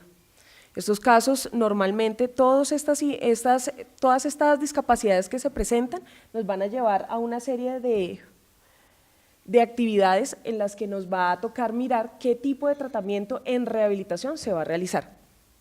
Bueno, aquí les quiero hablar un poco del CIF. El CIF es la Clasificación Internacional de la Funcionalidad de la Discapacidad y la Salud. Esa es como la clasificación que hay a nivel internacional. Esa fue dada por la OMS. ¿Qué quiere decir? El CIF tiene como dos grandes núcleos que quiere evaluar. Uno es sobre el funcionamiento y discapacidad y la dos sobre los factores contextuales.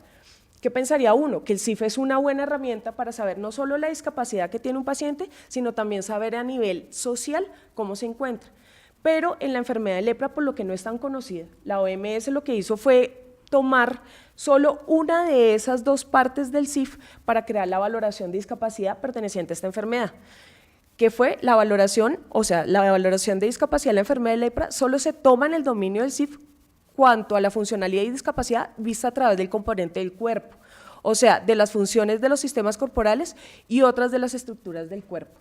Bueno, ¿por qué? Porque nosotros tenemos que mirarlo de otra forma, aunque no significa que dejemos a un lado la parte social.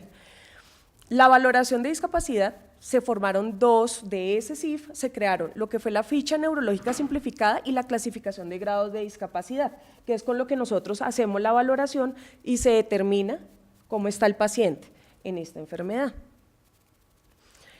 ¿Qué es la ficha neurológica simplificada? Esta consta de una evaluación de los segmentos que se ven afectados, ojos, manos y pies. Para poder realizar esta valoración se hacen a través de ¿qué? De la funcionalidad, o sea, por eso es tan importante la parte de rehabilitación y sobre todo lo hago yo como fisioterapeuta. ¿Por qué? Porque evaluamos a nivel sensitivo a través de una herramienta que son unos miofilamentos, que dependiendo del grosor de esos miofilamentos sabemos qué tanto ha perdido la sensibilidad de ese paciente. Entonces aquí, por ejemplo, estamos viendo cómo se va evaluando en mano.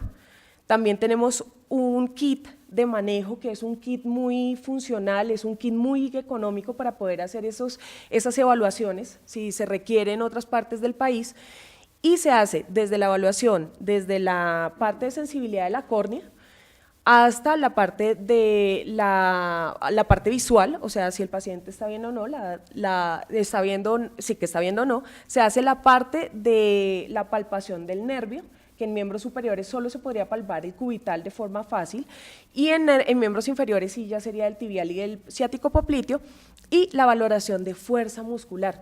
Eso es muy importante, ¿por qué? Porque así como toca estar conociendo el tipo de manchas, también tenemos que reconocer cómo se debe hacer la contracción muscular, porque si no tenemos claro la contracción muscular, no sabemos si el paciente tiene debilidad o no. A veces simplemente a ojo no se podría determinar, sino tenemos que palpar. Aquí encontramos la ficha neurológica, así es como nosotros lo estamos realizando, y ahorita en conjunto con el ministerio también se realizó esta herramienta, que esta herramienta lo que hace es que sea más fácil, porque la idea es que le podamos llegar a todo el mundo y podamos evaluarlo de forma clara, donde se habla de todos estos pasos en cada uno de los segmentos, ojos, manos y pies, aunque antes obviamente se tiene que evaluar todo el tipo de lepra, toda la parte ya del tipo de paciente. La clasificación de grados de discapacidad. Esta clasificación de grados de discapacidad son 0, 1 y 2, o sea, 0, el paciente está perfecto, 2, 1, que hay una pérdida de la sensibilidad y hay una debilidad muscular. Y la segunda es absolutamente el resto, o sea, desde las manos en garras, desde los perforantes, las heridas, las resorciones óseas. Lo que yo diría que lo que más importante de estos grados de discapacidad es lo último que se realizó en esta zona, que es la suma de los grados ojos, manos y pies, porque nosotros podemos determinar un paciente como grado 2, que es un grado que ya está discapacitado funcionalmente, pero si hacemos la suma de ojos, manos y pies, nos podemos dar qué tanto ha mejorado ese paciente durante toda la rehabilitación o durante todo el proceso de tratamiento.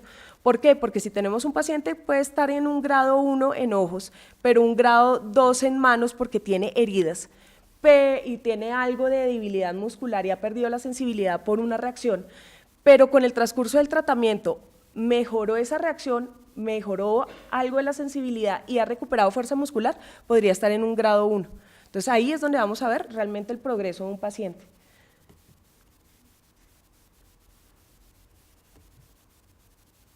Bueno, la rehabilitación. ¿Qué pasa con la parte de fisioterapia? El paciente normalmente viene por 3 razones fundamentales. Una, el paciente sin grados de discapacidad que inicia tratamiento para prevenir futuros deterioros funcionales, que es el que está en grado 0. El paciente con grados de discapacidad que inicia tratamiento para evitar el progreso de la discapacidad. Y el más importante, y que el doctor Gamboa hizo mucho énfasis, es el paciente que viene con dolor por reacciones. Normalmente, ¿qué pasa con la enfermedad de Hansen? Normalmente nos inclinamos solo al tratamiento médico, pero también hay un tratamiento alternativo que es en rehabilitación. Este paciente que viene con reacciones es un paciente que realmente debe estar en vigilancia, es un paciente que se le está dando un medicamento, está haciendo, obviamente empieza a mejorar, pero a nivel funcional también requiere de ciertas actividades específicas en rehabilitación. Aquí, como ven, por ejemplo, estamos viendo los ejercicios de mano. Son ejercicios que ellos realizan, que son unos ejercicios específicos para la enfermedad de Hansen, que no es un tratamiento común dentro de la fisioterapia, es un tratamiento que realmente es diferente y se debe manejar con mucho cuidado. Aparte de todo, la forma en que nosotros rehabilitamos las manos y los pies es siempre intentando fortalecer los extensores de la mano. Porque normalmente en rehabilitación, ¿qué hacemos? Nosotros buscamos la funcionalidad. Si hay un paciente que tenga una lesión en manos, lo que uno requiere es que haga un buen agarre. Pero en estos pacientes lo importante es hacer el fortalecimiento de la musculatura antagonista, pues la musculatura que no es la que normalmente uno estaría fortaleciendo, porque es para evitar las futuras adherencias por las manos en garra. Por eso es que es tan diferente y por eso se debe llevar con mucho cuidado. No siempre, y lo digo es porque en rehabilitación los que conocemos la enfermedad somos muy pocos, somos contados con las manos. Somos pocos y realmente lo que queremos es ayudar al paciente y realmente cuando llegan a centros donde no conocen la enfermedad, el paciente se discapacita. Entonces, acá, dentro del manejo y la vigilancia del paciente con dolor e inflamación, tenemos técnicas de hidroterapia, que son manejo de relajación. Hay manejos de ultrasonido, que es el ultrasonido lo que hace es desinflamar, que ayudan a ese proceso de esa reacción del paciente, más la ayuda obviamente del tratamiento médico, más la ayuda de la rehabilitación. Entonces por eso es tan importante lo que nosotros realizamos como fisioterapeuta en el centro dermatológico con este tipo de pacientes. Acá, las recomendaciones de autocuidado. Siempre al final de la evaluación y el tratamiento se da recomendaciones de autocuidado, pero darlas de forma inadecuada por falta de conocimiento de la enfermedad y su manejo de rehabilitación es igual de perjudicial y nocivo como no diagnosticar la enfermedad a tiempo. ¿Por qué digo que puede ser perjudicial y nocivo? Porque a veces nosotros podemos estar dando ciertas recomendaciones de las cuales el paciente se puede discapacitar. Como les estaba diciendo, acá por ejemplo yo les muestro una foto, perdón.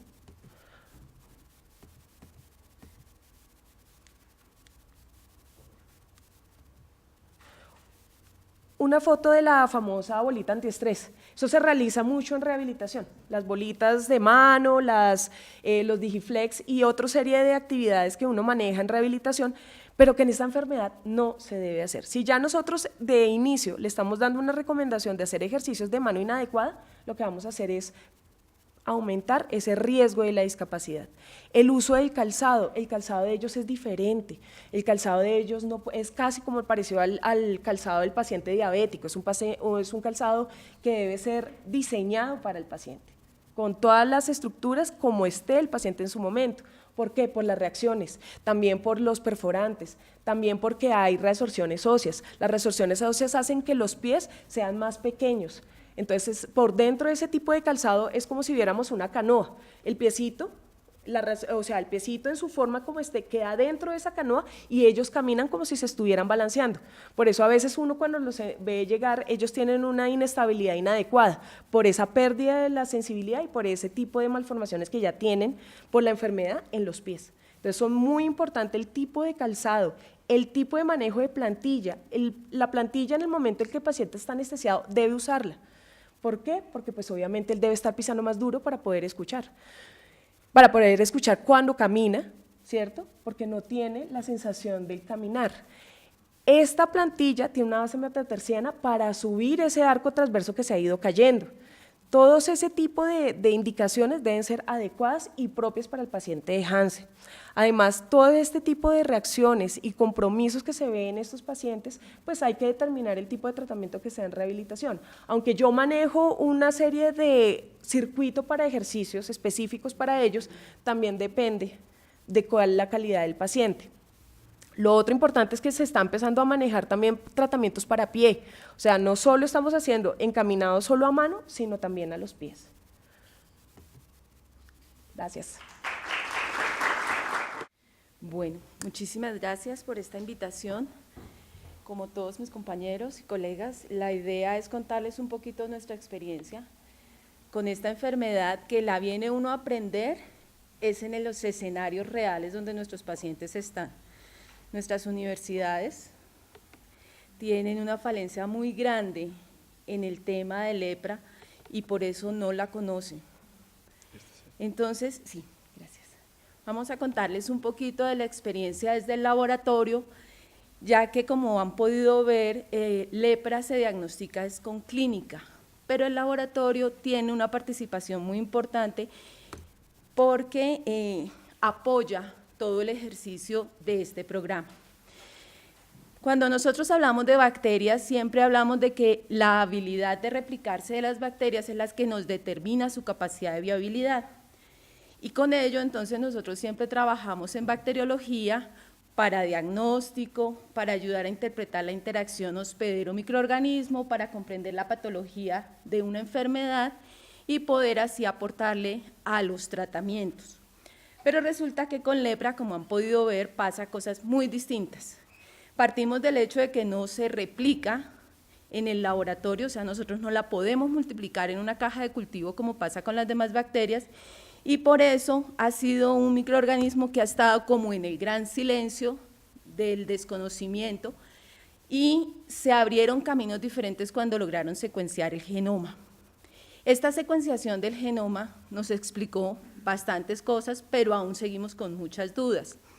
Y una de las cosas curiosas es que evolutivamente ha perdido muchos genes, y esos genes que han perdido, pues nos ha llevado a que no se pueda cultivar en el laboratorio y dependa del mecanismo enzimático que tiene el macrófago para poder sobrevivir.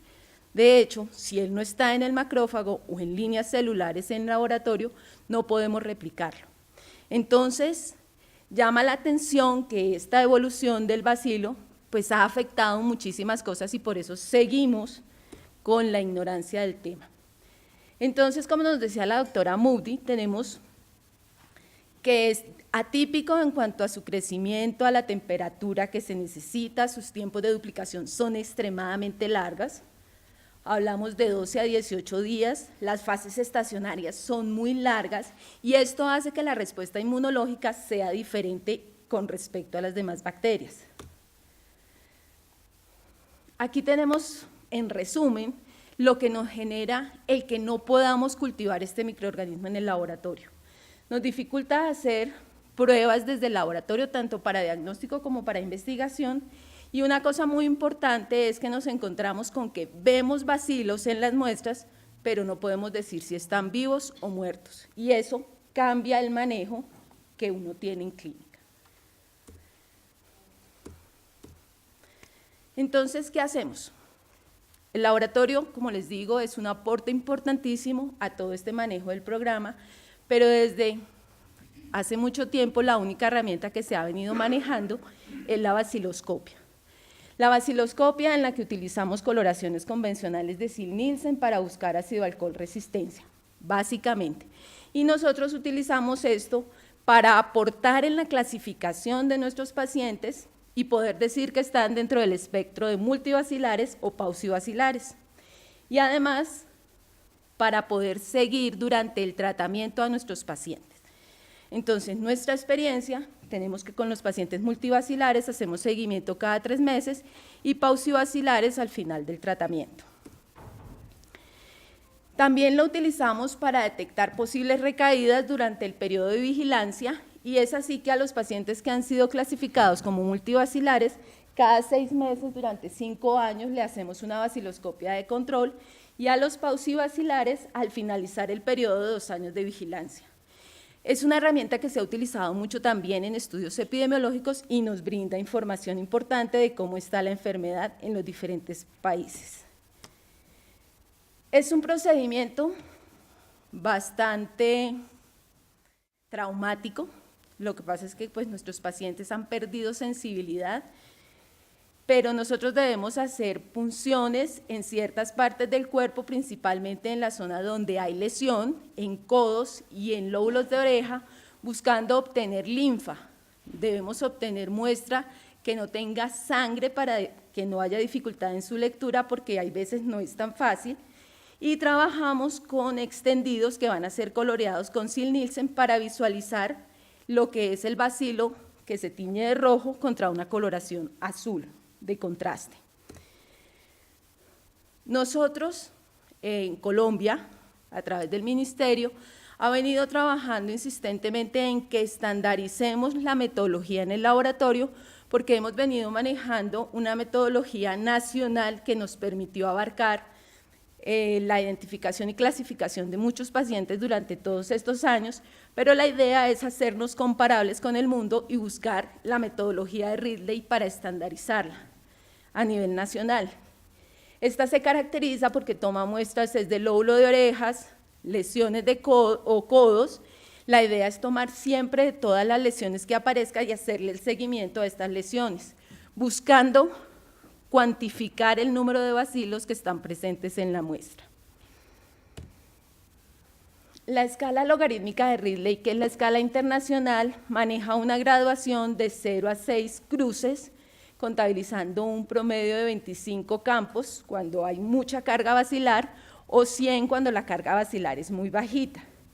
Y además, desde el señor Ridley le dio la posibilidad de valorar el tamaño de las globias. Entonces, poder estimar con las muestras que nosotros tenemos, que son altamente multibacilares, el número de bacilos por muestra.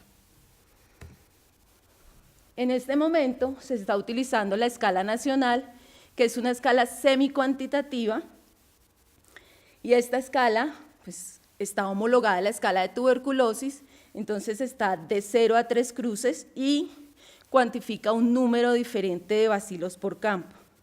Nos ha servido mucho, pero la verdad es que en este momento nosotros necesitamos mostrar nuestros resultados al mundo y decirles nuestros pacientes son diferentes. Nuestros pacientes son altamente bacilíferos, no los podemos manejar con la misma escala que se manejan en otros países. Y eso ha sido un poco difícil porque nuestras escalas de comparación son diferentes. Si ustedes miran, el nivel más alto que reportamos en Colombia es 3 cruces, pero a nivel internacional 3 cruces es la mitad de su escala. Entonces, esto complica cuando nosotros queremos explicarle al mundo por qué nuestros pacientes no se pueden manejar de la misma manera que ellos manejan sus pacientes. Ese ha sido un trabajo bien interesante que se ha liderado con el Ministerio desde el IERAS. ¿Pero qué tenemos actualmente? Si se dan cuenta, nuestros pacientes llegan además con lesiones importantes, con unas cargas bacilares muy altas, que nos denotan que ha sido diagnosticado de forma tardía, que lleva muchos meses y años dando vueltas en el sistema de salud sin poder que alguien le diga que su enfermedad está relacionada con lepra. Eso está entonces asociado con una alta carga basilar, con una mayor transmisión, con mayor número de personas infectadas y posiblemente enfermas a su alrededor. Mantenemos una cadena de transmisión activa y se nos alargan los tratamientos. Además de que tenemos pacientes con discapacidades físicas y años de vida saludables perdidos, lo que nos da la pérdida de la capacidad laboral. O sea, si ya lo llevamos a términos numéricos y cuantificamos eso, son personas muy jóvenes que están en condición de discapacidad. Con todo ese antecedente, desde el Centro Dermatológico, ha habido en la parte de investigación un énfasis muy grande en trabajar con herramientas moleculares que nos ayuden a facilitar y nos aporten a este diagnóstico. Les voy a contar un poco la experiencia de lo que hemos tenido con algunos de esos trabajos. El primero de ellos fue trabajar con la detección de viabilidad. Como les he mencionado, pues el bacilo no se puede replicar en el laboratorio y no tenemos la forma de decir si esos bacilos que estamos viendo en el microscopio están vivos o no. Entonces se trabajó un estudio con pacientes multibacilares que fueron tratados durante 12 meses en forma regular y 24 meses en forma regular con el triconjugado estándar. Y lo que se hizo fue tomar muestras de linfa de estos pacientes y marcarlos directamente con fluoróforos. Se seleccionaron pacientes en 12 y 24 meses de tratamiento, pacientes negativos, pacientes que estaban en vigilancia y nuevos que hasta ahora ingresaban al programa. Esta combinación con fluoróforos se trabajó el Cyto 9 y el yoduro de propidio. El Cyto 9 tiene la particularidad que marca células intactas, o sea que están vivas, y el yoduro de propidio marca aquellas células que tienen la membrana dañada, o sea que están muertas. Y se cuantificó en citometría de flujo. Los resultados que obtuvimos fue lograr separar la población de bacterias vivas y de bacterias muertas para, a través de muestras de pacientes, poder clasificar cuántas bacterias tenía y cuáles estaban vivas y cuáles estaban muertas. Esto a nivel del programa fue muy útil porque nos permitió establecer puntos de corte para poder decir qué pacientes en sus muestras tenían bacilos vivos y cuáles en realidad no estaban vivos. Y así comparamos lo que se viene haciendo actualmente, que es retirar al paciente del tratamiento, o sea, su egreso cuando la clínica ha mejorado y el índice bacilar está en 0, versus la aplicación de esta metodología.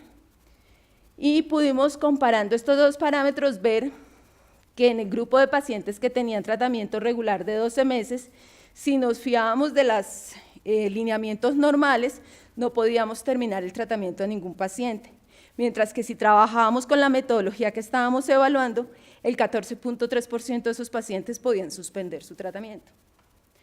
Lo mismo nos pasó con el grupo de pacientes que completaron 24 dosis. En el momento en que se negativizó su índice bacilar, solamente el 20% de ese grupo podía terminar el tratamiento, mientras que con la metodología podíamos terminar el tratamiento al 43.3%. Eso nos permitía sacar a los pacientes que finalizaran su tratamiento con una herramienta mucho más objetiva, porque no solamente era el resultado de una baciloscopia, sino su complemento con la viabilidad. Otro de los temas que hemos manejado es el manejo de convivientes, un tema que nos preocupa bastante porque, como saben ustedes, los pacientes se diagnostican, pero muchos de ellos no nos dicen cuáles son sus convivientes reales. Y hacerle seguimiento a esos convivientes que no se sienten enfermos, pues es todavía más complicado, para que asistan a sus controles. Cuando nosotros vimos esa situación, empezamos a buscar metodologías que, si bien ya hay algunas estandarizadas, dijimos que fuesen de fácil acceso. Y se empezó a trabajar con el glicolípido fenólico 1, que es un antígeno específico que solamente se encuentra presente en Mycobacterium lepra, y se desarrolló una metodología para detección de anticuerpos que, si bien está en una ELISA convencional, pero es una ELISA que requiere equipos específicos, pues nos permitía evaluar pacientes que han estado en contacto con el Mycobacterium lepra, o convivientes, perdón, que han estado en contacto. Esta metodología que se estaba desarrollando, ya superamos la fase 1 y 2, que es de pruebas en el laboratorio, es una metodología de tira que está impregnada con este antígeno, y lo que busca es que se tomen las muestras de pacientes y solamente como quien utiliza una tira de orina se pueda cuantificar si hay o no presencia de anticuerpos frente a ese antígeno. Entonces, lo que nos da la posibilidad de estudiar en cualquier hospital, independiente de su nivel de complejidad, a todos los convivientes de estos pacientes.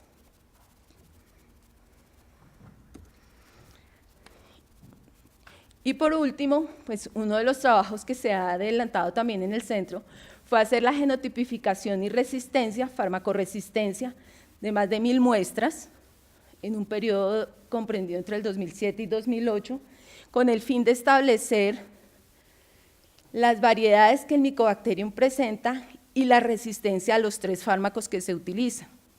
Esto con el fin de poder identificar qué está pasando con un bacilo que no se cultiva y para el cual solamente tenemos 3 medicamentos, que son los pertinentes para su manejo, pero que sabemos que también están siendo indiscriminadamente utilizados en otras patologías. De los resultados que obtuvimos aquí, nos llamó la atención que empezamos a ver resistencia a la rifampicina. No tuvimos muestras con resistencia a los 3 medicamentos, pero nos da la alarma de que si a la resistencia a la rifampicina sigue aumentando, nos vamos a quedar sin el mejor de los medicamentos, como nos decía el doctor Gamboa. En ese ejercicio, uno de los trabajos que se está adelantando con el Ministerio es poder colocar esta herramienta en pro de la vigilancia y trabajar para desarrollar plataformas de detección temprana de farmacoresistencia. ¿Qué esperamos nosotros aportarle con todos estos resultados? Es apoyar el programa a nivel nacional con herramientas mucho más robustas que apoyen la clínica y que facilite tal vez el manejo mejor de nuestros pacientes, en especial aquellos pues, de difícil diagnóstico, para poder distinguir entre eventos de recaída y reinfección, la toma de decisiones terapéuticas con resultados mucho más objetivos, además de identificar la infección subclínica y poder trabajar en un programa mucho más fortalecido con nuestros convivientes y hacer la implementación de vigilancia molecular de la farmacoresistencia en Colombia. Muchísimas gracias.